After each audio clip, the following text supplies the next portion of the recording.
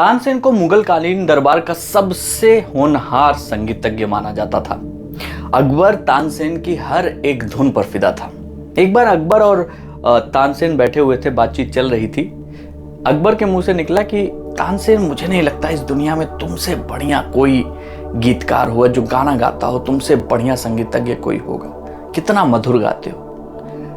तानसेन अपनी ही मस्ती में थे। उन्होंने कहा, नहीं महाराज, हमसे भी बढ़िया मेरे गुरु हरिदास गाते हैं, बहुत बढ़िया गाते हैं। अकबर कहा, तुम्हारे गुरु हैं इसलिए तुमको ऐसा लगता है। या नहीं महाराज, गुरु की छवि की वजह से नहीं, वो वाकई मुझसे कई गुना ज्यादा बढ़िया गाते हैं, आप कभी सुनिएगा उनको।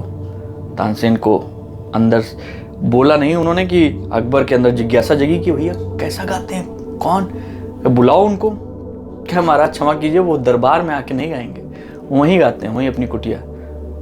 तानसेन बोला ही था कि अकबर ने कहा कि मुझे सुनना है।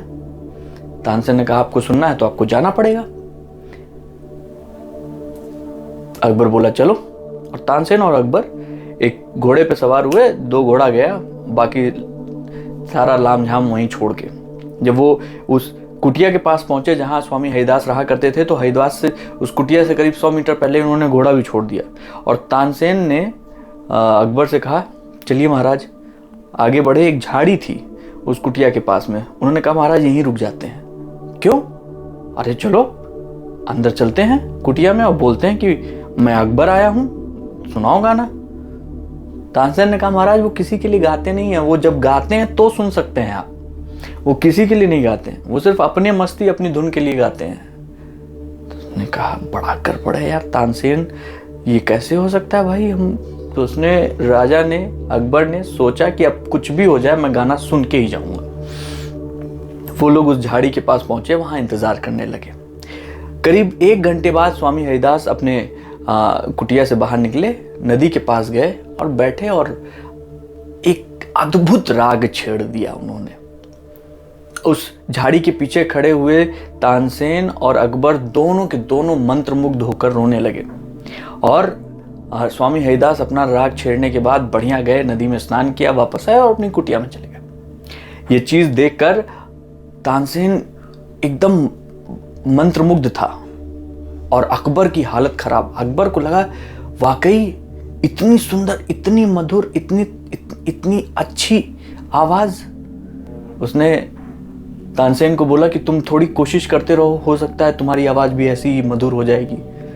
तानसेन ने कहा, नहीं महाराज, मेरी आवाज कभी इतनी मधुर नहीं हो सकती। अकबर ने पूछा, क्यों?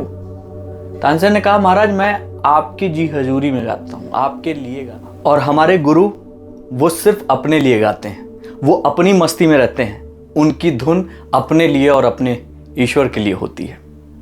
ठीक यही चीज हमारे और आपके लिए भी लागू होती है। जब आप किसी की जी हजूरी के लिए या फिर पैसा कमाने के लिए कोई काम कर रहे होते हैं, तो आप चाहे जितनी कोशिश कर लीजिए, आपको कई बार निराशा भी हाथ लगती है और कई बार आप सब कुछ पा लेते हैं, फिर भी कुछ ना कुछ अधूरा रहता है। वहीं अगर आप सम्मान और समृद्धि को किनारे रखकर उस चीज में अपना दिल दिमाग लगाइए जो कि आपकी रुचि की है, तो आप देखिएगा, आप जो कुछ भी पाएंगे, जैसे भी पाएंगे, आपको इतनी खुशी मिलेगी कि वो खुशी हमेशा आपकी लगातार आपके जीवन में वृद्धि करती जाएगी।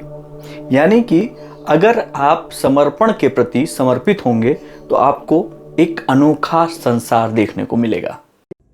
अपनी जिंदगी को और खूबसूरत बनाने के लिए चैनल को सब्सक्राइब कीजिए, लाइक कीजिए, शेयर कीजिए, कमेंट कीजिए।